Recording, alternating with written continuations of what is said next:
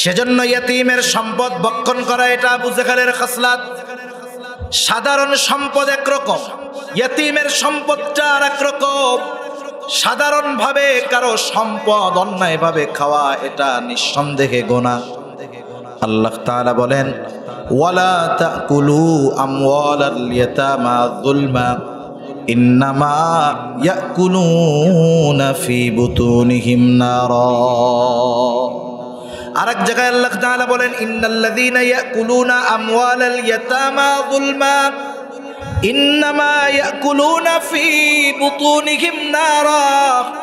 আল্লাহ তাআলা বলেন, নিশ্চয়ই যারা জুলুম করে অন্যায়ভাবে ইয়তীমের সম্পদ ভক্ষণ করে, আল্লাহ তাআলা বলেন, ইন্নামা ইয়াকুলুনা ফি বুতুনিহিম নারা, কেমন যেন তারা আগুন দিয়ে তাদের পেট ভরপুর করে। বুঝে থাকলে একটু জবাব দেন যে আগুনের স্থান জান্নাত নাকি জাহান্নাম? ইয়তীমের সম্পদ যে পেট ভক্ষণ করতেছে সম্পদ দিয়া, সে আগুন দিয়ে পেট ভরপুর করতেছে। এজন্য আল্লাহ তাআলা বলেন, ওয়াসায়াসলাউনা সাঈরা, অচিরেই তাকে জাহান্নামে নিক্ষেপ করা হবে, তার আবাসস্থল হবে জাহান্নাম। সেজন্য সাবধান, আমরা ইয়তীমের হক আদায় করব, কখনো ইয়তীমের সম্পদ ভক্ষণ করব না, কারণ ইয়তীমের সম্পদ এটা হলো আগুন। তাহলে রিজিক সংকীর্ণতার কারণ কয়টা? জোরে বলেন না কয়টা? আমি বুঝতে পারছি যে এ ওয়াজ আপনাদের এই জায়গায় চলে না। আমি বুঝতে পারি কিছু জিনিস যে কোন জায়গায় কোন ওয়াজ চলে, কারণ আমার তো মানুষ নিয়ে কারবারি। কি নিয়ে কারবারি? মানুষ নিয়ে কারবারি। এজন্য যখন বুঝি যে আমি যা বলতেছি, আমি মানুষকে এই কথাগুলা গ্রহণ করাইতে পারতেছি না, এটা আমার ব্যর্থতা। আপনাদের কোনো সমস্যা নাই, হয়তো কথাগুলো অন্য কেউ যদি আর একটু সুন্দরভাবে বলতে পারতো, তাদের কথা হয়তো আপনি নিতে পারতেন। আমি যখন বুঝতেছি যে আমি আপনাদের কথা দিতে পারতেছি না, তখন আমি ওই এলাকার থেকে মাপ চাইয়া বাড়ি। আর এদিকে প্রোগ্রামের কোনো সুযোগ আমার নাই, কারণ আমি যে কারণে এত দাওয়াত দিয়া টাকা পয়সা খরচ করে আমারে নিচ্ছে, যে মানুষ কিছু দিনই কথা শুনবে, মানুষ কিছু জীবনের পরিবর্তন করবে। যখন আমি বুঝতে পারলাম আমার দ্বারা এই দায়িত্ব পালন হচ্ছে না, তখন জোর কইরা খাওয়াইতে যাওয়া এটা জুলুমের মতো। এজন্য আমি আপনাদের জুলুম করব না, অল্প সময়ের মধ্যে শেষ করে দেবো ইনশাআল্লাহ। আপনাদের অ্যাক্টিভিটি, আপনাদের অ্যাটেনশন আমাকে বারবার মেসেজ দিচ্ছে, হুজুর কাজ হচ্ছে না, এ ওয়াজ চলবে না, এ ওয়াজ চলবে না। কিন্তু আমি আবার বুঝতেছি যে কোনটা দরকার সেটা আবার আমার মধ্যে নাই। বুঝেন নাই? সেটা আমার মধ্যে নাই, এটাও আমার ব্যর্থতা। তা যাই হোক, ইয়তীমের হক আদায় করা এটা হলো ইয়তীমকে সম্মান করা। ইয়তীমের হক নষ্ট না করা এটা হলো ইয়তীমকে সম্মান করা।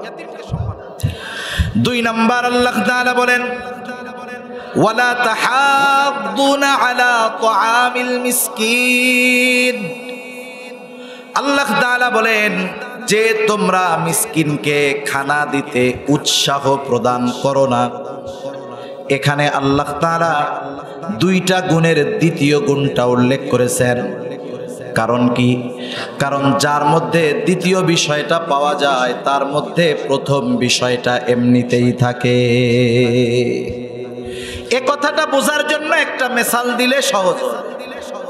মনে করেন এক গ্রামে কেউ লেখাপড়া শিখে নাই, একটা ছেলে কোনো মতে গিয়ে গ্রাম থেকে শহরে গিয়ে লেখাপড়া শিখছে। আগের মুরব্বী মানুষ যারা আছে এখনো অনেকে মনে করে ম্যাট্রিকার আইয়া পাস এটা হলো দেশের সর্বোচ্চ শিক্ষা, যে আইয়া পাস করছে সে দেশের সর্বোচ্চ শিক্ষিত মানুষ। এখনো অনেক অঞ্চলের অনেক মুরব্বীদের ধারণা এটা। এখন একটা ছেলে শহরে গিয়ে লেখাপড়া করে বিসিএস ক্যাডার হয়ে গেছে, বিসিএস কমপ্লিট করছে। বাংলাদেশের শিক্ষা ব্যবস্থায় সর্বোচ্চ শিক্ষিত ব্যক্তি যিনি বিসিএস ক্যাডার তিনি। এরপরে বাংলাদেশে আর পড়াশোনার সুযোগ নাই। কেউ যদি ডক্টরেট করে, এমফিল করে, এটা ভিন্ন বিষয়। মনে করেন তিনি বিসিএস ক্যাডার, ঢাকা ভার্সিটি থেকে অনার্স মাস্টার্স কমপ্লিট করে এখন বিসিএস ক্যাডার হয়েছেন, সরকারি বড় চাকরি পেয়েছেন। আগের আমলে ম্যাট্রিক পাস করলে মানুষজন মিষ্টি নিয়ে দেখতে আসতো। তা এখন ওই ছেলেটা বাড়িতে আসছে, এলাকার সব মানুষ জড়ো হয়ে গেছে যে আমাদের এলাকার সর্বোচ্চ শিক্ষিত ছেলেটা বাড়িতে আসছে, দলে দলে মানুষ তাকে দেখতে আসছে, সবাই দেখাশোনা করে টরে চলে গেছে, এক মুরব্বী বসে আছে পাশে। সবাই চলে যাওয়ার পরে এবার মুরব্বী ছেলেটার কাছে এসে বলতেছে, বাবা তুমি নাকি অনেক বড় শিক্ষিত শুনলাম, তা তুমি কি লেখাপড়া করছো, কোথায় লেখাপড়া করছো? বলতেছে, চাচা আমি ঢাকা ভার্সিটি থেকে অনার্স মাস্টার্স কমপ্লিট করছি, সাথে সাথে আলহামদুলিল্লাহ বিসিএস ক্যাডার হয়েছি, সরকারি চাকরিও একটা পাইছি। এবার চাচা ছেলেটারে জিজ্ঞাসা করতেছে, বাবা তুমি বিসিএস ক্যাডার বুঝলাম, অনার্স মাস্টার্স কমপ্লিট করেছো বুঝলাম, কিন্তু বাবা তুমি কি আইয়া পাস করছিলা? কথাটা বুঝেন নাই? এখন বলেন তো, কাউকে যদি প্রশ্ন করেন যে আপনি কি লেখাপড়া করেন, সে যদি বলে আমি মাস্টার্স শেষ করছি, আপনার কি এখন তারে প্রশ্ন করা সাজে যে আপনি কি 5-এ পিএসসি পাস করছেন, জেএসসি পাস করছেন, আপনি কি এসএসসি পাস করছেন, এইচএসসি পাস করছেন, আপনি কি অনার্স কমপ্লিট করছেন? এই প্রশ্ন যদি কেউ করে তাকে কি বলবেন? বোকা। তার মানে মানুষ দ্বিতীয় গুণ বলার দ্বারা বা দ্বিতীয় দোষ বলার দ্বারা প্রথম যে আরেকটা বিষয় তার মধ্যে আছে এটা বোঝা যায়। যেমন একজন আলেম মুফতি সাহেব, কি সাহেব? মুফতি সাহেব। মুফতি সাহেবরে যদি কেউ এসে প্রশ্ন করে আপনি কি মৌলানা হইছেন, তাহলে প্রশ্ন কি হবে? বোকার মতো। যে বলবে যে আমি মুফতি, বুঝতে হবে সে মৌলানা হইছে, এরপরে মুফতি হইছে। আল্লাহ তাআলা এই জায়গায় দ্বিতীয় দোষ বর্ণনা করছেন যে তোমাদের রিজিক সংকীর্ণতার দ্বিতীয় কারণ হলো তোমরা অপরকে মিসকিনদের খাদ্য দানে উৎসাহ দাও না। তার মানে বলেন তো, যে নিজে খাবার দেয় সেই তো আরেকজনকে বলবে মিসকিনদের খাওয়াও, আর যে খাওয়ায় না সেই তো আরেকজনকে উৎসাহ দেয় না। তার মানে হইল তুমি নিজেও তো মিসকিনদের খাওয়াও না, অপরকেও মিসকিনদের খানা প্রদানে উৎসাহ দাও না। দুইটা বিষয় এই কথার মধ্যে আল্লাহ তাআলা বলছে, তুমি নিজেও খাওয়াও না, অপরকেও খাওয়াও না, খাওয়াইতে উৎসাহ দাও না। বরং অন্য কেউ যদি মিসকিনদের খানা খাওয়াইতে যায় তুমি উৎসাহ তো দেওয়া বহুদূর, নিরুৎসাহিত করো। খানা খাওয়ানো এটা সাধারণভাবে ফজিলতের কাজ। ধনী হোক কোটিপতি হোক, একজন গরিব মানুষও যদি একজন কোটিপতিকে খানা খাওয়ায়, বলেন তো ফজিলত আছে না নাই? রাসূলুল্লাহ সাল্লাল্লাহু আলাইহি ওয়াসাল্লামের কাছে একজন লোক আসছে, আসার পরে জিজ্ঞাসা করতেছে, ইয়া রাসূলুল্লাহ আইয়ুল ইসলামি খায়র, ইসলামের মধ্যে সর্বোত্তম আমল কোনটা? নবীজি ছিলেন উম্মতের রূহানি ডাক্তার, এই জন্য একই ধরনের প্রশ্ন যদি বিভিন্ন ব্যক্তি করত, ওই ব্যক্তির অবস্থার আলোকে নবীজি প্রশ্নের জবাব দিতেন। নবীজি এই লোকের এই প্রশ্নের জবাবে বললেন, তুতঈমুত তাআম ওয়া তাকরাউস সালাম আলা মান আরাফতা ওয়া মান লাম তারিফ, তুমি মানুষকে খানা খাওয়াও আর পরিচিত অপরিচিত সবাইকে সালাম দাও। নবীজি বললেন তুমি মানুষকে খানা খাওয়াও, কোনো স্তর বিন্যাস করেন নাই, ক্লাসিফিকেশন করেন নাই। নবীজি বলছেন মানুষরে খানা খাওয়াও। একজন গরিবও যদি আল্লাহর সন্তুষ্টির জন্য একজন কোটিপতিকে খানা খাওয়ায়, বলেন তো ফজিলত আছে না নাই? সেই জন্য খানা খাওয়ানো সাধারণভাবে ফজিলতের কাজ, যদি সেটা মানুষের কাছ থেকে পাওনার আশায় না হয়। আমাদের সমাজেও খানা খাওয়ানোর প্রচলন আছে, কিন্তু এগুলোর মধ্যে আল্লাহর সন্তুষ্টি উদ্দেশ্য নয়। একটা হলো মানুষকে দেখানো উদ্দেশ্য, আর একটা হইল 200 টাকার খানা খাওয়াইয়া 1000 টাকা পাওয়ার উদ্দেশ্য। আমাদের সমাজে বিবাহ অনুষ্ঠান সহ এই ধরনের অনুষ্ঠানে খানা খাওয়ানোর অন্যতম টার্গেট, চিন্তা করে বিজনেসটা খুব ভালো, 2 লাখ খাটাইলে 5 লাখ নগদে উঠে আসে। দোকানে বাকি যায়, কিন্তু পাবলিক লজ্জার ঠেলায় দাওয়াতের টাকা বাকি রাখে না, নগদেই দেয়। তাহলে এই ব্যবসা খুব ভালো না?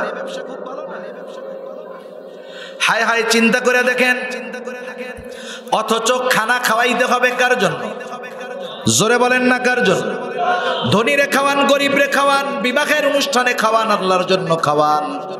আমাদের দেশে অনেক সময় মানুষ মইরা গেলে খানা খাওয়ায়। ওলামায়ে কেরাম কিছু বিষয়ের দিকে খেয়াল কইরা এইটা মানা করে। আফসোস, আমার এমন লোকের ঘটনা জানা আছে, বাপ বাড়িতে পড়ে আছে 5-6 বছর, বাবাকে ওষুধ কিনা দেয় নাই, বাবার চিকিৎসা করায় নাই, শহরে থাকে, বাপকে বাড়িতেও নেয় নাই। ছেলে অনেক টাকাওয়ালা, বাপ মারা গেছে, ছেলে বাড়িতে আসছে, 4 দিন না 40 দিন 10টা গরু জবাই কইরা এলাকার মানুষকে খাওয়াইছে। আমারে বলেন তো, আপনারা কি এই কথা কি মানবেন যে এই ছেলেটা বাবার চিকিৎসা করাইলো না, 10টা গরু জবাই দিয়া বাবার নামে খাওয়াইলো, এই খাওয়ানোর মধ্যে কোনো ফজিলত আছে নাকি? কেন খাওয়াইছে? মানুষকে দেখানোর জন্য। জবকের পোলা মরে গেছে, 10 গরু জবাই দিয়ে আমাদের খাওয়াইছে। আর এগুলাও আমাদের সমাজের কিছু মানুষ আছে, এই খাওয়ানোর 3 দিন আগের থেকে পেট খালি রাখে, দাঁত ধার দেয়, যাই খাইতে হবে না। এই খাবার যদি কেউ খায়, ও রুহানিয়াত দূর হয়ে যাবে অন্তর থেকে। এই ধরনের খানা খাওয়ানোর মধ্যে কোনো ফজিলত নাই। খানা যদি একমাত্র আল্লাহর জন্য খাওয়ানো হয়, এর মধ্যে ফজিলত আছে। এখন থেকে এই জন্য নিয়ত করবেন, বিবাহ দিছেন পোলারে, আত্মীয় স্বজনকে দাওয়াত দিয়া খাওয়াইবেন, ভালো কথা, কিন্তু দাওয়াত দেওয়ার সময় সাহাবায়ে কেরামের এই আদর্শটা মনে রাখবেন। সাহাবায়ে কেরামও মানুষদেরকে খানা খাওয়াইতো। তারা খানা খাওয়ায় কি বলতো? তারা বলতো, ইন্নামা নুতঈমুকুম লিওয়াজহিল্লাহ লা নুরিদু মিনকুম জাযাআন ওয়ালা শুকুরা। তারা বলতো, ইন্নামা নুতঈমুকুম লিওয়াজহিল্লাহ, আমরা তোমাদেরকে খানা খাওয়াইছি কার জন্য? আল্লাহর নাম আস্তে কইলে ভাল লাগে। কার জন্য? আরো জোরে বলেন, কার জন্য? আমরা তোমাদেরকে খানা খাওয়াইছি আল্লাহর জন্য। যেহেতু আল্লাহর জন্য খাওয়াইলাম, এই খানার প্রতিদান তোমাদের কাছে চাই না। লা নুরিদু মিনকুম জাযাআ, আমরা তোমাদের কাছে কোনো প্রতিদান চাই না। প্রতিদান তো বহুদূর, বিনিময় তো বহুদূর। ওয়ালা শুকুরা, খানা খাওয়ার পরে আমারে থ্যাংক ইউ দাও, ধন্যবাদ দাও, এটাও চাই না। খানা খাইছো আলহামদুলিল্লাহ কও, কিন্তু আমাকে ধন্যবাদও দেওয়া লাগবে না। তোমাদের কাছে কৃতজ্ঞতাও আশা করি না, কারণ খানা খাওয়াইছি আল্লাহর জন্য। এই খানা খাওয়ানোর প্রতিদান যিনি দিবেন তিনি কে? সেই জন্য সাধারণভাবে যারা এই খানা খাওয়ান ফজিলত আছে যদি আল্লাহর জন্য হয়। আবার খানা খাওয়ানোটা কখনো কখনো শুধু কর্মের মধ্যে সীমাবদ্ধ থাকে তা নয়, এটা ঈমানের সাথে সম্পৃক্ত হয়ে যায়। এক হাদিসের মধ্যে নবীজি বলেন, আল্লাহর রাসূল সাল্লাল্লাহু আলাইহি ওয়াসাল্লাম বলেন, ওই ব্যক্তি মুমিন নয় যে নিজে পেট পুইরা খায় আর তার পাশে তার প্রতিবেশী অভুক্ত থাকে। নবীজি বলেন সে ঈমানদার নয়। এই জন্য প্রতিবেশী অভুক্ত যে তাকে খাওয়ানো, এটা হলো ঈমানি দায়িত্ব। তাহলে খানা খাওয়ানো কিছু সময় সাধারণ আমল, আল্লাহর জন্য খাওয়াইলে ফজিলত, আর কিছু কিছু সময় এই খানা খাওয়ানোটা ঈমানি আমল। যদি প্রতিবেশী অভুক্ত থাকে, তাকে খাওয়ানো শুধু ভালো কাজ তা নয়, বরং এই খানা খাওয়ানোটা ঈমানের সাথে সম্পৃক্ত বিষয়। আর যদি মিসকিন অসহায় প্রতিবেশী হয়, মিসকিন দরিদ্র হয়, বলেন খানা খাওয়াইলে ফজিলত কম হবে না বেশি হবে? এই জন্য যারা খানা খাওয়ায় আল্লাহর জন্য, তাদের রিজিকের মধ্যে সংকীর্ণতা আসে না, আল্লাহ তাআলা প্রশস্ত করে দেয়। সেজন্য আল্লাহ বলেন, তোমাদের রিজিক সংকীর্ণতার প্রথম কারণ হইল লা তুকরিমুনাল ইয়াতীম, তোমরা ইয়াতীমদের সম্মান করো না। দ্বিতীয় কারণ হইল ওয়ালা তাহাদ্দুনা আলা তুআমিল মিসকিন, তোমরা নিজেরাও তো মিসকিনদের খানা দাও না, অপরকেও খানা প্রদানে উৎসাহ দাও না। সেজন্য নিজে মিসকিনদের খাওয়াবো, অপরকে উৎসাহ দিব। দোকানে বসছি, গরিব মানুষ এসে কিছু খাইতে চাইতেছে, গ্রামের ভিক্ষুক দরিদ্র মানুষ, এদেরকে তো চেনা জানা মুখ। শহরে নাইলে চিটিং বাজার বাটপার আছে, হাত বেঁকা কইরা গাড়ির মধ্যে উঠা গাড়ির থেকে নামলেই ও ফিটফাট। কিন্তু শহরে তো চেনা যায় যে এই লোকটা গরিব গরিব, নিজের কাছে নাই, বন্ধুরে বলেন যে 10টা টাকা ধার দাও, আর নাইলে তুমি তার একটা পাউরুটি কিনা দাও। আপনি এতটুকু বলার কারণে, উৎসাহ দেওয়ার কারণে, সে খাওয়াইলো কিনা, উৎসাহ দেওয়ার কারণে সওয়াবের মালিক আপনি আমিও হয়ে যাব, ঠিক কিনা বলে। 3 নাম্বার রিজিক সংকীর্ণতার কারণ, ওয়াতাকুলুনাত তুরাসা আকলাল লাম্মা। আল্লাহ তাআলা বলেন তোমরা ওয়ারিসি সম্পদ সব একা ভক্ষণ করে খেয়ে ফেলো। ওয়ারিসি সম্পদ, আমাদের দেশে অনেক মানুষ আছে বোনদের হক নষ্ট করে, ভাইদের হক নষ্ট করে, ফুফুদের হক নষ্ট করে, যারা প্রাপ্য ছিল সম্পদের তাদের দেয় নাই, একা একা সব সিস্টেমে দখল দিয়া খায়া সম্পদের পাহাড় গড়ায়া এখন হাজী সাহেব হয়ে গেছে। এমন আল্লাহর বান্দা, বান্দার হক নষ্টকারী হাজী সাহেব দুনিয়ায় আছে না নাই? মনে রাখবেন, বান্দার হক এটা বড় জটিল জিনিস। কিয়ামতের দিন আল্লাহর হক আল্লাহ চাইলে মাফ করে দিতে পারে, বান্দার হক আল্লাহ তাআলা মাফ করবে না, এটা সবচেয়ে জটিল জিনিস। অনেক ভাই আছে বোনদের হক নষ্ট করে।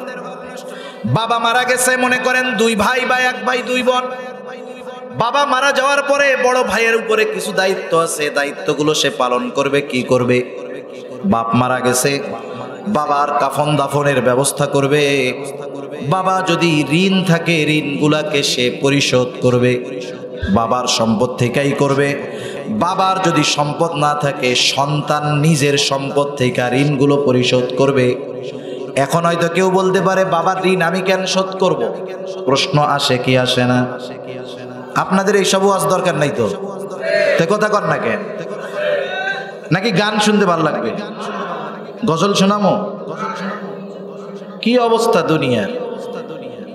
টাকা পয়সা খরচ করে হুজুরাই না ওয়াজ শুনে আপনারা যদি নিজের দুনিয়াবি কল্যাণ, আখিরাতের মুক্তির কিছু পথ না পান, এগুলো যদি ভালো না লাগে তাহলে তো অবস্থা কিন্তু ভালো না, মনে রাখেন।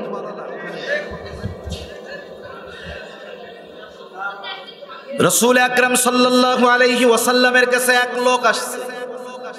প্রশ্ন ছিল, আমি আমার বাবার ঋণ আমার গাঁঠের টাকা দিয়া কেন শোধ করব? প্রশ্ন যদি আসে, জবাব হলো, এক লোক নবীজির কাছে আসছে। আসার পরে বলতেছে, ইয়া রাসূলুল্লাহ, আমার ছেলে আমার হক আদায় করে না। নবীজি বললেন, এইবার ছেলেটারে তুমি, একটা ছেলে আইসা নবীর কাছে অভিযোগ দায়ের করতেছে, ইয়া রাসূলুল্লাহ, আমার বাবা আমার সম্পদ যেখানে মন চায় ব্যয় করে।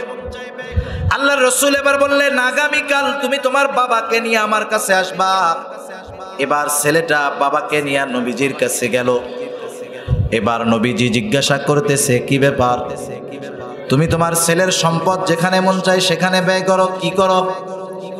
এইবার ওই লোকটা বলতেছে, ইয়া রাসূলুল্লাহ, আমি তার এই সম্পদগুলো নিয়ে তার ফুফু, তার আত্মীয় স্বজন, আমার নিকট আত্মীয়, তাদেরকে দেই, অন্য কোনো কাজে ব্যয় করি না।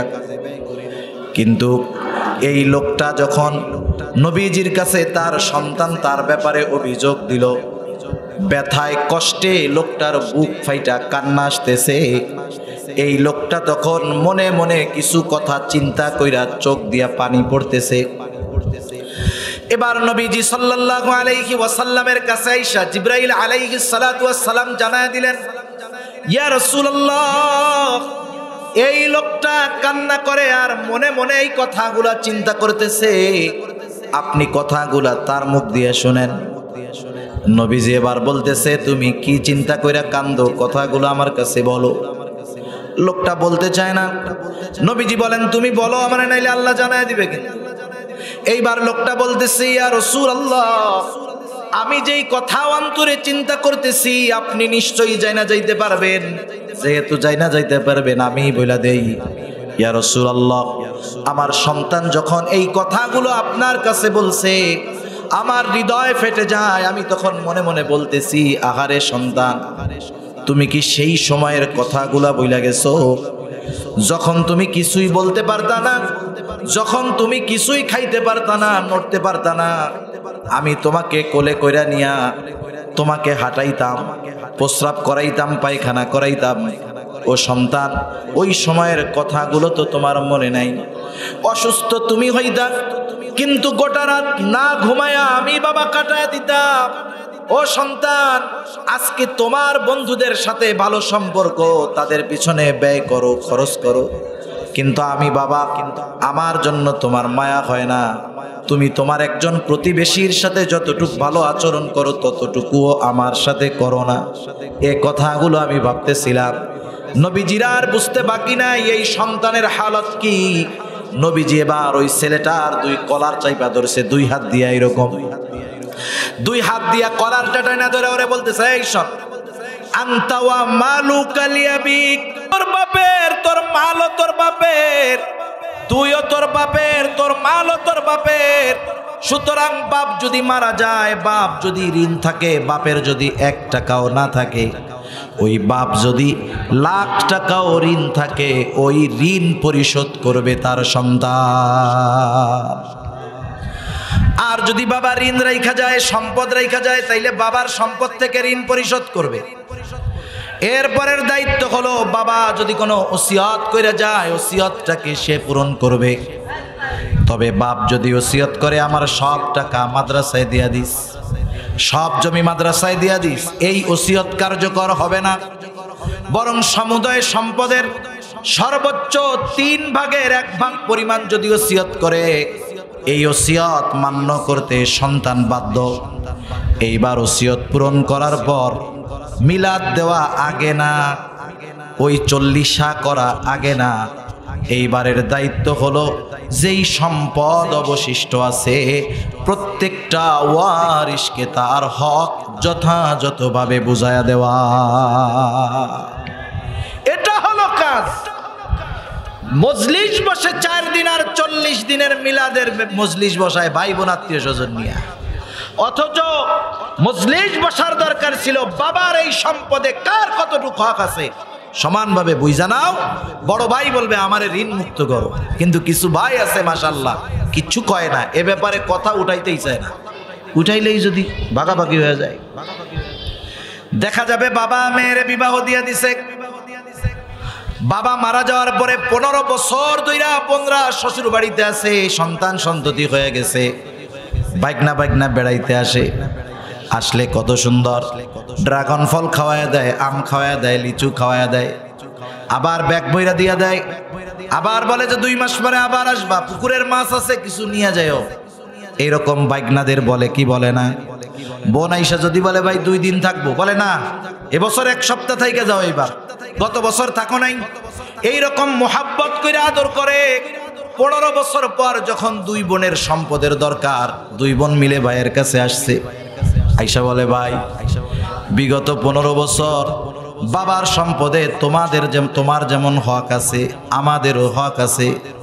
ও ভাই 15 বছর গাছের আম, গাছের কাঁঠাল, পুকুরের মাছ, দোকান ভাড়া সব খাইছো, সব ছেড়া দিলাম। এখন থেকে যদি তুমি এগুলো খাইতে চাও আমাদের হক বুঝায় দাও, অথবা সম্পদগুলো যথাযথ মূল্য দিয়ে কিনে নাও, নাইলে আমাদেরকে বুঝায় দাও। বলেন তো এই সম্পদের হক বুঝে নিয়ে যখন বোন বাড়িতে ফিরে যাবে তার হক, এইবার যদি পরের বছর ভাইয়ের বাড়িতে বেড়াইতে আসে ব্যাগ বইরা আম আর কাঁঠাল দিয়ে দিবে। আগে আসলে কি কইতো, 2 দিন থাকলে হবে না, 1 সপ্তাহ কমপক্ষে থাকতে হবে। এখন ঘরে ঢুকার আগে বলে যাবা কোন সময়? সব তো নিয়েই গেছো, কি জন্য আসছো, যাবা কোন সময়? এরকম বলে কি বলে না? তার মানে বোঝা গেল এই সম্পদ তার খাবার ইচ্ছা ছিল। মনে রাখতে হবে এটা তো বান্দার হক। বান্দার হক যদি কারো উপরে বাকি থাকে, নবীজি বলেন কিয়ামতের দিন সবচাইতে নিঃস্ব হবে সে। হাদিস শোনাই আপনাদের, হাদিস কষ্ট হইতেছে নাকি? হয়তো এই আশাই মহেশপুরে আমার প্রথম এবং শেষ হয়ে গেছে হয়তো। রাসূলুল্লাহ সাল্লাল্লাহু আলাইহি ওয়াসাল্লাম বলতেছে সাহাবায়ে কেরামকে যে তোমরা জানো কিয়ামতের দিন সবচাইতে নিঃস্ব কে হবে? সাহাবায়ে কেরাম বলল আল্লাহ এবং তার রাসূল ভালো জানে কে সবচাইতে নিঃস্ব হবে। নবীজি বলেন কিয়ামতের দিন এক আল্লাহর বান্দা পাহাড় পরিমাণ নেক নিয়ে উপস্থিত হবে। এত পরিমাণ নেকি দেখবার পর সে চিন্তা করবে তার জান্নাতে যাওয়া আজকে ঠেকানোর মতো কেউ নাই, সে জান্নাতি। কিন্তু এই লোকটা আল্লাহ তাআলার অনুমতির অপেক্ষা করবে। এমত অবস্থায় ওই ব্যক্তিকে আল্লাহ তাআলা জান্নাতে যাওয়ার অনুমতি দেওয়ার পূর্বে ওই ব্যক্তির ব্যাপারে আল্লাহ তাআলার কাছে কিছু মাজলুম অভিযোগ দায়ের করবে। কারণ ওই দিবসটা হলো বিচার দিবস।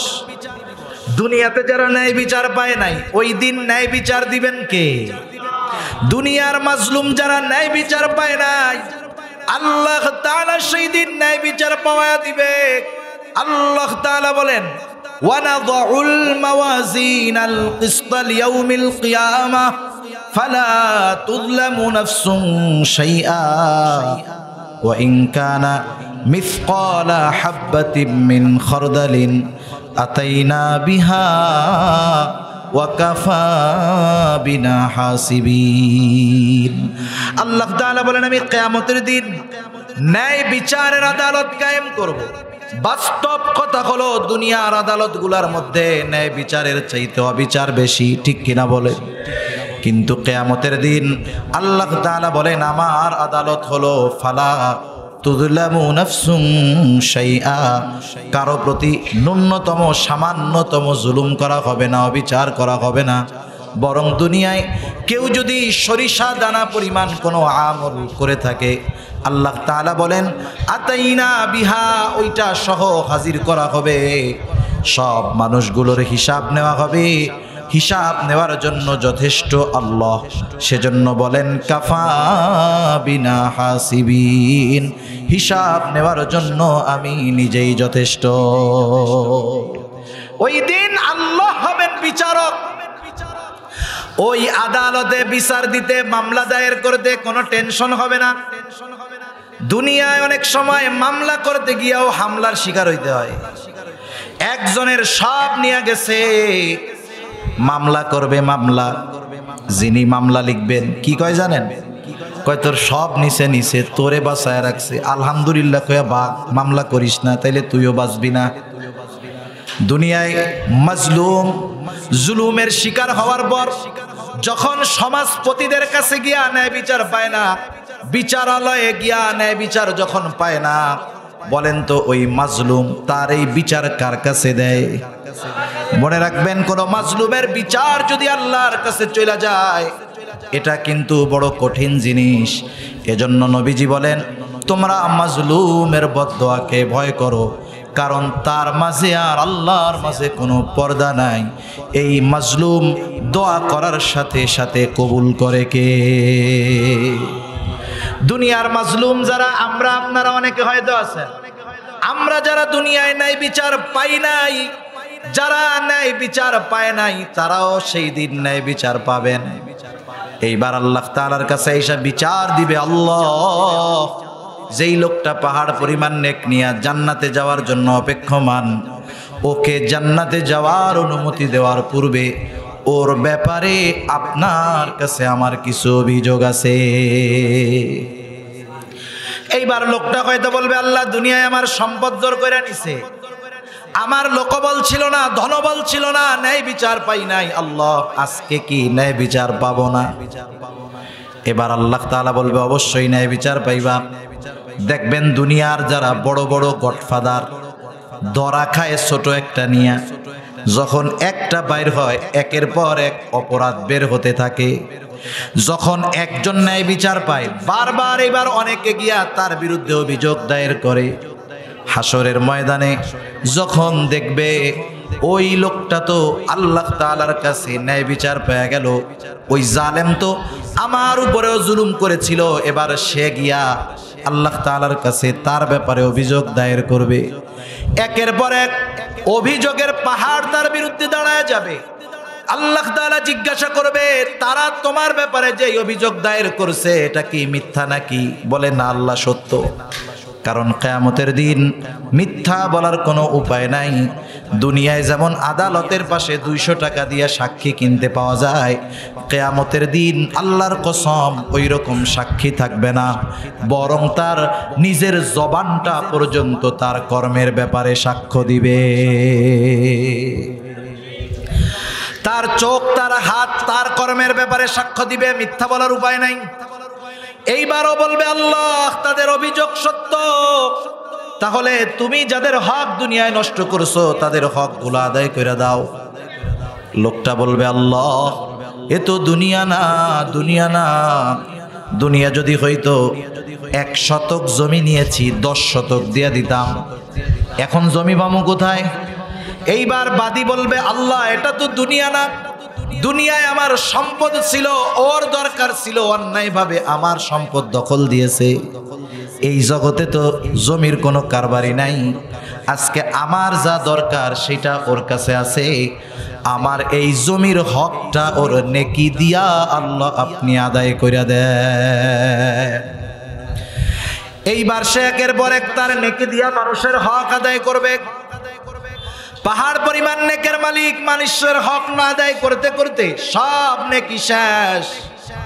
এবার বলবে আল্লাহ আমার তো আর কোনো নেকি নাই, 15 বার হজ করছিলাম তার নেকিও শেষ, 30 বার ওমরা করছিলাম তারটা শেষ, আর একজনেরটা মাইরা দিনই কাজে ব্যয় করছিলাম, সব শেষ। অভিযোগকারীরা বলবে আল্লাহ ওর নেকি নাই তাতে অসুবিধা নাই, আমাদের কাঁধে তো গোনার ঋণ, গোনার বোঝা, ও আমাদের গোনাগুলো নিয়ে আমাদেরকে আমাদের এই হকটা আদায় করে দিক। নবীজি বলেন বাকি হকদারের গোনাগুলা নিয়া এইবার সে পাহাড় পরিমাণ গোনার মালিক হয়ে যাবে। নবীজি বলেন এই লোকটার নামাজের অভাব ছিল না, রোজার অভাব ছিল না, সাদকার অভাব ছিল না, ভালো কাজের অভাব ছিল না, নফল ইবাদতের অভাব ছিল না, শুধুমাত্র বান্দার হক নষ্ট করত। এই কারণে এই লোকটা কিয়ামতের দিন সবচাইতে নিঃস্ব লোক হয়ে যাবে। এজন্য আমি ছাড় দেওয়ায় অভ্যস্ত হব। আমরা গ্রাম অঞ্চল শহর অঞ্চলে দেখি এরকম 1 ইঞ্চি জমি ছাড়তে চায় না। বুড়া মানুষ খুনখুনা হয়ে গেছে, লাঠি দিয়ে চলতে পারে না, ওই লোক 1% কি 1 ইঞ্চি জমি ছাড়তে রাজি। দুনিয়া একটু ছাড় দেন, আখেরাতে আল্লাহ ছাড় দিয়ে দিবে, ঠিক কিনা বলেন? দুনিয়ায় যদি এতটুক খান, আখেরাতে ধরা খাইলে অবস্থা টাইট হয়ে যায়। আর যদি ওয়ারিস আত্মীয় স্বজনের এটা খায়, ডাবল ডাবল হক নষ্ট হয়। একটা হলো তার হক নষ্ট করে, আর একটা হলো আত্মীয় হিসাবে হক নষ্ট করে। এজন্য আল্লাহ তাআলা বলেন তুমি মনে করতেছো ওয়ারিসের সম্পদ নিয়া সম্পদের পাহাড় হয়ে যাইবা, তোমার ব্যাংকে টাকা থাকবে, বড় বাড়ি থাকবে, গাড়ি থাকবে, কিন্তু আমি আল্লাহ আখিরাতের শাস্তি তো রাখছি, দুনিয়ায় তোরে এমন সিস্টেমে ফালামু তুই কিছু খাইতে পারবি না, না খাইয়া মরা লাগবে। আছে না এরকম সম্পদওয়ালা অনেক? আরে যুবক বয়স 40-45 বছর বয়স হয়েছে, এমন রোগ হইছে ডাক্তার টেস্ট মেস্ট কইরা কয় তুমি কিন্তু বাইসে আছো আলহামদুলিল্লাহ, এখন তাই কি করবো আমি? ডাক্তার বলে বাকি জীবন যদি বাঁচতে হয় আমার কথা মাইনা চলবি। এই সব মানুষ আল্লাহর কথা মানুক আর না মানুক, ডাক্তারের কথা কিন্তু একেবারে সুন্দরভাবে মানে, ঠিক না? ডাক্তার যদি বলে তোমার 24 ঘন্টায় 4 বার ওষুধ খাওয়া লাগবে, 6 ঘন্টা পর পর, রাত 9টায় খাইলে ভোর 3টায়, রাত 3টায় খাইতে হবে। আল্লাহর বান্দা জীবনে ফজরের নামাজে উঠে না, দেখবেন 2:45 অ্যালার্ম দিয়া বড়ি খাইতে উঠছে। আছে না নাই? অভাব নাই। এখন ডাক্তার বলতেছে আমার কথা মেনে চলবা, তোমার ডায়াবেটিস আছে, হাই প্রেশার আছে, কিডনির সমস্যা আছে, সব হাই হাই। এখন যদি বাঁচতে হয় কি করবা? কিছুই খাওয়া দাওয়া করা যাবে না, গোশত মাংস মশলা এসব তো কিছুই খাওয়া না। কি খামো? আলা চাউলের জাউ খাবা। আলা চাউলের জাউ চিনেন? আলা চাউলের জাউ খাবা, তা আবার জাউয়ের মধ্যে কিন্তু লবণ দিতে পারবা না। এবার বলেন তো এই খাবার যদি ছাগলের সামনে দেন, জিব্বা দিয়ে 1 চাটা দিয়ে লাথি মারে বলা। আল্লাহ বলেন সম্পদ তোর ব্যাংকে ভরা, কিন্তু এমন খাবার সামনে আসবে গরুর গোশতের গ্রান শুকবি, তুই খাইতে পারবি না। এর চেয়ে কষ্ট আর আছে নাকি দুনিয়ায়? তাহলে চিন্তা করে দেখেন, যারা এরকম বান্দার হক নষ্ট করে সম্পদের পাহাড় বানায়, ওরা মনে করতেছে আমি কত কিছু বানায় ফেলতেছি, কিন্তু আখেরাত শেষ করে দিচ্ছে। রিজিক প্রশস্ত ছিল সংকীর্ণ কইরা ফেলতেছে। এজন্য আল্লাহ তাআলা বলেন ওয়াতাকুলুনাত তুরাসা আকলাল লাম্মা, তোমাদের রিজিক সংকীর্ণতার অন্যতম একটা কারণ হলো যে তুমি ওয়ারিসি সম্পদ সব খেয়ে ফেলো। 4 নম্বর কারণ ওয়াতুহিব্বুনাল মালা হুব্বান জাম্মা, অতিরিক্ত মালের মোহাব্বত, মাল উপার্জন করতে করতে এমন ব্যস্ত তুমি খাওয়ারই টাইম পাও না। মাঝে মধ্যে দেখবেন অনেক বুড়া মানুষ সাক্ষাৎকার দেয়, বলে আমার বয়স 85 বছর, এখনো আমি 12 ঘন্টা ডিউটি করি। সে তার উপার্জনের পিছনে ব্যয় করতেছে হায়াত, নেক কাজের পিছনে করে নাই, সে কিন্তু খাইতে পারে না। কয়দিন পরে মরলে সব ওর পোলাপান উড়ায় ফেলবে, ঠিক কিনা বলেন? এটা একটা হতে পারে, আর একটা হতে পারে উপরের যেই অপরাধগুলো, দুনিয়ার সব অপরাধ অন্যায় মানুষ দুনিয়ার মহব্বতে করে। যে সুদ খায় আখেরাতের জন্য নাকি দুনিয়ার মহব্বতে? আরে জোরে বলেন না, কিসের মহব্বতে? যে ঘুষ খায় দুনিয়ার মহব্বতে না আখেরাতের মহব্বতে? যারা মারামারি কইরা মানুষকে মেরে ফেলে, অন্যায়ভাবে মামলা দিয়া মানুষদেরকে জেলের মধ্যে বইরা রাখে, আখেরাতের জন্য নাকি দুনিয়ার জন্যে? মূল কথা, মূল উসুল হইল প্রত্যেকটা গুনাহ নিয়ে যদি আপনি চিন্তা করেন, আল্লাহর কসম প্রত্যেকটা গুনাহর পিছনে কিছু না পাওয়া যাক, যেই জিনিসটা পাওয়া যাবে সেটা হলো দুনিয়ার মহব্বত। এজন্য আল্লাহ তাআলা কেমন যেন জানায় দেন, তুমি দুনিয়ার মহব্বতে এতটা গাফেল হয়েছো, সব কিছু ক্ষতিগ্রস্ত হয়ে যাচ্ছে, টের পাও না। এজন্য নবীও বলেন হুব্বুদ দুনিয়া রাসু কুল্লি খাতিআ, দুনিয়ার মহব্বত সকল গুনাহের মূল। দুনিয়ায় চলার জন্য যতটুকু দরকার উপার্জন করতে আল্লাহ মানা করেন নাই। দিনকে ঠিক রাইখা কেউ যদি দুনিয়া কামাই করে, হালাল পথে কোটিপতি হয়, সম্পদের যাকাত দেয়, ভালো কাজে ব্যয় করে, মানা নাই। তবে দিনকে বাদ দিয়া দুনিয়া যে উপার্জন করছে সে আসলে কিছুই পায় নাই, কারণ সে আখেরাতে যাবে খালি হাতে। দুনিয়ার কষ্ট তো থাকবেই। আল্লাহ তাআলা সেজন্য বলেন যে তোমরা ইয়তিমের হক আদায় করো, মিসকিনদের খানা দাও, ওয়ারিসদের হক যথাযথভাবে আদায় করো, আল্লাহর মহব্বত অন্তরে ঢুকাও, দুনিয়ার মহব্বত বাইর করো, রিজিক প্রশস্ত হয়ে যাবে। আর যদি ওই কাজগুলো ব্যতিক্রম করো, ইয়তিমের হক নষ্ট করো, মিসকিনদের খানা দাও না, ওয়ারিসি সম্পদ সহ মানুষের হক খায়া ফেলো, দুনিয়ার মহব্বতে লিপ্ত হয়ে যাও, আল্লাহ তাআলা জানায় দেন রিজিক সংকীর্ণ হয়ে যাবে। সেজন্য আমরা চাই আমাদের রিজিক প্রশস্ত হোক। কারা কারা চাই? নারায়ে তাকবীর, নারায়ে তাকবীর। মাশাআল্লাহ, হাত নামাই। তাহলে ইয়তিমদের হক আদায় করব, বলেন ইনশাআল্লাহ, জোরে ইনশাআল্লাহ। মাদ্রাসার ইয়তিম যাবে, আমরা আদর করব, মাথায় হাত বুলায় দেব। নবীজি দিল নরম হয়ে যাবে, নবীজি জানায় দিয়েছেন। মিসকিন অসহায় আছে, যা আছে তাই খাওয়া। ওয়ারিস যারা আছে সম্পদ বুঝাইয়া দিব, দিয়ে দেওয়ার পরে আচরণ আবার ওইরকম করব না, সব তো নিয়েই গেছো আইসুকা, এরকম করবেন। বরং থাকতে যত মহব্বত করতেন, দেওয়ার পরে আরো বেশি মহব্বত করবেন। আল্লাহ রাসূল এক হাদিসের মধ্যে বলেন, রিজিক বাড়াইতে চাও, হায়াত বাড়াইতে চাও, যে কাজগুলো করবা এর মধ্যে একটা হলো আত্মীয়র হক আদায় করো, আল্লাহ তাআলা রিজিক হায়াতে বরকত দিয়ে দিবে, সুবহানাল্লাহ। আর একটা হলো দিনকে প্রাধান্য দিব আগে, আর দুনিয়া উপার্জন করব হালাল পথে। আল্লাহ সুবহানাহু ওয়া তাআলা এই 4 বিষয়কে খেয়াল রেখে আমাদেরকে এই বিষয়গুলো আমলে পরিণত করার তৌফিক দান করুন। সবাই বলি আমিন। ওয়া আখিরু দাওয়ানা আলহামদুলিল্লাহি রাব্বিল আলামিন। আসসালামু আলাইকুম ওয়া রাহমাতুল্লাহি ওয়া বারাকাতুহু।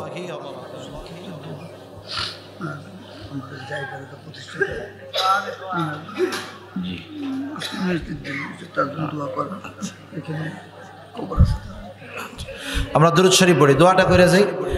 আল্লাহুম্মা সাল্লি আলা মুহাম্মাদিন ওয়া আলা আলি মুহাম্মাদ কামা সাল্লাইতা আলা ইব্রাহিম ওয়া আলা আলি ইব্রাহিম ইন্নাকা হামিদুম মাজিদ। আল্লাহুম্মা বারিক আলা মুহাম্মাদিন ওয়া আলা আলি মুহাম্মাদ কামা বারাকতা আলা ইব্রাহিম ওয়া আলা আলি ইব্রাহিম ইন্নাকা হামিদুম মাজিদ। حميد কথাগুলো মনে থাকবে তো ইনশাআল্লাহ যা কইছি কিচ্ছু মনে রাখার দরকার নাই শুধু এতটুক মনে থাকবে যে আমরা এখন থেকে ইয়েতিমদের তো মহব্বত করি আরো বেশি করব ইয়েতিমদের কোনো একটা বিষয়ের অভিভাবক হইলেও হওয়ার চেষ্টা করব মিসকিন অসহায়রে খানা দিব অল্প দেই 5 টাকা দিয়ে একটা রুটি কিনা দেই দিব ঠিক আছে না ইনশাআল্লাহ আরেকটা বিষয় যখন ফিরায়া দিব নাই কাছে উত্তম কথার দ্বারা ফিরায়া দিব নবী বলেন উত্তম কথাও সাদকা সাথে সাথে ওয়ারিসদের সম্পদ দিয়ে দিব বোনরা যদি সম্পদ নিয়ে থাকে এতকাল যদি খারাপ আচরণ করে থাকি এখনই গিয়া নগদে কাজ করব দাওয়াত দিব যে আসো সাথে সাথে দিনকে সর্ব অবস্থায় প্রাধান্য দিব আল্লাহ তৌফিক দান করুন আলহামদুলিল্লাহি রাব্বিল আলামিন ওয়াল আকিবাতু লিল মুত্তাকিন والصلاة والسلام على خير خلقه محمد وعلى آله وأصحابه أجمعين ربنا ظلمنا أنفسنا وإن لم تغفر لنا وترحمنا لنكونن من الخاسرين ربنا آتنا في الدنيا حسنة وفي الآخرة حسنة وقنا عذاب النار ربنا لا تزغ قلوبنا بعد إذ هديتنا وهب لنا من لدنك رحمة إنك أنت الوهاب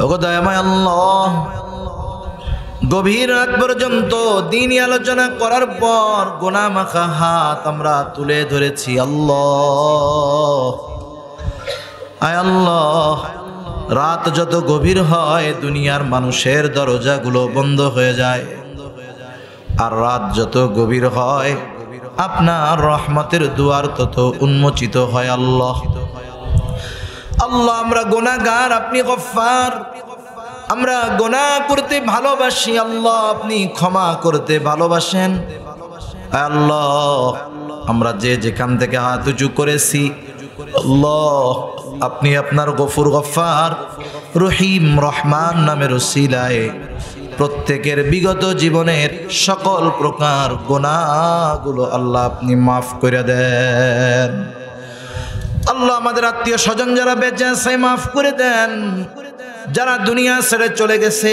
তাদের মাফ করে কবরগুলো আপনি জান্নাতের টুকরো বানিয়ে দেন আল্লাহ খাস করে এই মাদ্রাসা আপনি কবুলের মঞ্জুর করে নেন মাদ্রাসার জমিদাতা হক সাহেব দুনিয়া থেকে চলে গেছে ওনারে মাফ করে দেন খাস করে মাদ্রাসার ওস্তাদ ছাত্র পরিচালক মুহতামিম আল্লাহ পরিচালনা পর্ষদে যারা আছে সকলকে আপনি কবুলের মঞ্জুর করে নেন মাদ্রাসাকে মহব্বত কইরা যারা অর্থ দিয়ে শ্রম দিয়ে সময় দিয়ে সৎ পরামর্শ দিয়ে বিভিন্নভাবে সহযোগিতা করে আল্লাহ প্রত্যেকের ছোট বড় সকল প্রকার সাহায্য সহযোগিতা আপনি কবুলের মঞ্জুর করে নেন যে যে আশায় সহযোগিতা করেছে আল্লাহ প্রত্যেকের মনের নেক চাওয়া নেক আশাগুলো আপনি কবুল করে নেন ইয়া রাব্বাল আলামিন খাস করে আমাদের আত্মীয় স্বজন যারা দুনিয়া ছেড়ে চলে গেছে তাদের ক্ষমা করে কবরগুলো আপনি জান্নাতের টুকরো বানায় দেন আয় আল্লাহ আমরা যারা হাত উঁচু করেছি আমাদের মধ্যে হয়তো অনেকের মা নাই অনেকের হয়তো বাবা নাই অনেকে হয়তো নিজের হাতে মুহাব্বতের মা বাবাকে কবরে শোয়া রাখছে আল্লাহ দুনিয়ার অপর প্রান্তে আমেরিকার খবর মুহূর্তের ভিতরে পাওয়া যায় দেখা যায় 3 হাত মাটির নিচে মুহাব্বতের মা বাবার কবরের খবর জানাও যায় না দেখাও যায় না আয় আল্লাহ গুনার কারণে যদি কারো মা বাবার কবরে আযাব হয় আয় আল্লাহ এখানে উলামায়ে কেরাম আছেন তালিবুল ইলম আছে আপনার দাড়ি পাকা অনেক বান্দা আছে অনেক যুবক আবেদ আছে মুসাফির আছে আল্লাহ যাকে পছন্দ যারা আমল পছন্দ তার আমলের ওসিলায় ওই মা বাবার কবরের আযাব আল্লাহ আপনি মাফ করে দেন কবরগুলারে আপনি জান্নাতের টুকরো বানায় দেন কিয়ামতের দিন হিসাব সহজ করে জান্নাতের ব্যবস্থা আল্লাহ আপনি করে দিয়েন। যাদের মা বাবা বেঁচে আছে সুস্থ দীর্ঘ নেক হায়াত দান করেন আল্লাহ ইয়া রাব্বাল আলামিন। আমাদের স্ত্রী সন্তান আমাদের জন্য চক্ষু শীতলকারী হিসাবে কবুল কইরা নেন। আয় আল্লাহ, যারা অভাবে আছে অভাব দূর করে দেন, যারা ঋণগ্রস্ত আছে ঋণ পরিশোধের তৌফিক আল্লাহ আপনি দিয়ে দেন। হারাম হালাল বেঁচে চলার তৌফিক দেন, হালাল রুজি অন্বেষণের তৌফিক আল্লাহ আপনি দিয়ে দেন। আল্লাহ আমাদের সবাইকে আপনি রিজিকের মধ্যে প্রশস্ততা দান করেন আল্লাহ। রিজিক সংকীর্ণতা দিয়ে আপনি আমাদের পরীক্ষা নিয়েন না। রিজিক প্রশস্তকরণের আমলগুলো যথাযথভাবে আমাদের করার তৌফিক দেন। বেনামাজিদের নামাজি বানায় দেন, সুন্নাতবিহীন মানুষগুলোরে সুন্নাতওয়ালা বানায় দেন। আয় আল্লাহ, খাস করে এলাকার যত ময় মুরব্বী দুনিয়া ছেড়ে চলে গেছে, আশেপাশে যত কবরস্থান আছে, সকল কবরবাসীর কবরের আযাব হয়ে থাকলে মাফ করে দেন। আয় আল্লাহ, আমাদের অন্তর আপনার এবং আপনার হাবিবের মোহাব্বত দিয়ে ভরপুর করে দেন ইয়া রাব্বাল আলামিন। ফিলিস্তিনের মুসলমানদের আল্লাহ আপনি সাহায্য করেন। আয় আল্লাহ, আমরা গুনাহ করতে পারি আল্লাহ, ওই নাবালক মাসুম বাচ্চাগুলোর আর্তনাদ, আয় আল্লাহ আল্লাহ, আমাদের গুনার কারণে এই মাসুম বাচ্চাগুলোর আপনি শাস্তি দিয়েন না আল্লাহ। আমরা তো আপনারই গোলাম, আয় আল্লাহ আপনারই গোলাম, আপনার কাছেই ফিরে যাই। আয় আল্লাহ, আপনি ইসলাম বিদ্বেষী শক্তির সামনে মুসলমানদেরকে লজ্জা দিয়েন না। আয় আল্লাহ, আপনি ওই জালেমদের হেদায়াত দিয়ে দেন। হেদায়াত যদি না থাকে আল্লাহ, তাদের ব্যাপারে আপনি আসমানি ফয়সালা গ্রহণ করেন ইয়া রাব্বাল আলামিন। গোটা দুনিয়ার মুসলমানদেরকে নেক ও এক হওয়ার তৌফিক আপনি দিয়া দেন। মুসলমানদের ভ্রাতৃত্ব বন্ধনকে আপনি অটুট করে দেন। আয় আল্লাহ, মুসলমানদের অন্তরের মধ্যে একে অপরের প্রতি মোহাব্বত ভালোবাসা জাগ্রত করে দেন আল্লাহ। গাজার মুসলমানদের হেফাজত করেন আল্লাহ। আমরা তো বসে আছি আল্লাহ, না জানি তাদের উপরে কি অত্যাচার জুলুম চলতেছে। আয় আল্লাহ, যারা তাদের অত্যাচারে অত্যাচারিত হয়ে দুনিয়া ছেড়ে চলে গেছে, তাদের সকলকে শাহাদাতের মর্যাদা দান করেন। গোটা দুনিয়ায় ইসলামের পতাকা উড্ডয়ন করার ব্যবস্থা আপনি করে দেন ইয়া রাব্বাল আলামিন। আমাদের প্রত্যেককে বারবার মক্কা মদিনা জিয়ারত করার তৌফিক আল্লাহ আপনি দিয়ে দেন আল্লাহ। কার মনে কি চাওয়া জানি না, সকলের মনের নেক চাওয়া নেক আশা আল্লাহ আপনি কবুল আর মঞ্জুর করে নেন। আয় আল্লাহ, মালাকুল মউত কখন মৃত্যুর পরওয়ানা নিয়ে হাজির হয় বলা যায় না। মালাকুল মউত যখন মৃত্যুর পয়গাম নিয়ে হাজির হবে আল্লাহ, আমাদের প্রত্যেকের জবানে আপনি তাওহীদের কালিমা নসিব করে দিয়েন। সাথে সাথে মরতেই যেহেতু হবে আল্লাহ, আমাদের সকলকে শাহাদাতের মৃত্যু নসিব কইরেন। আল্লাহুম্মা রযুকনা শাহাদাতান ফি সাবিলিক ওয়াজআল মাউতি বিবালাদি রাসূলিক। আল্লাহুম্মা ইন্না নাউযু বিকা মিনাল হাম্মি ওয়াল হাযান ওয়াল আজজি ওয়াল কাসাল ওয়াল জুবনি ওয়াল বুখল ওয়া দালা'id দাইন ওয়া গলাবাতির রিজাল।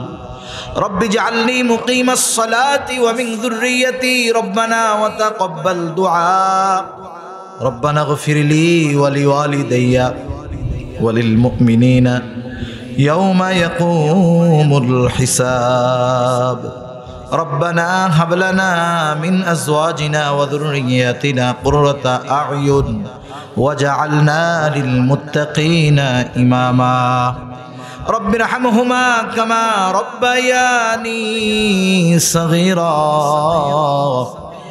رب ارحمهما كما ربياني صغيرا وصلى الله تعالى على خير خلقه محمد وعلى آله وأصحابه أجمعين آمين برحمتك يا أرحم الراحمين آمين.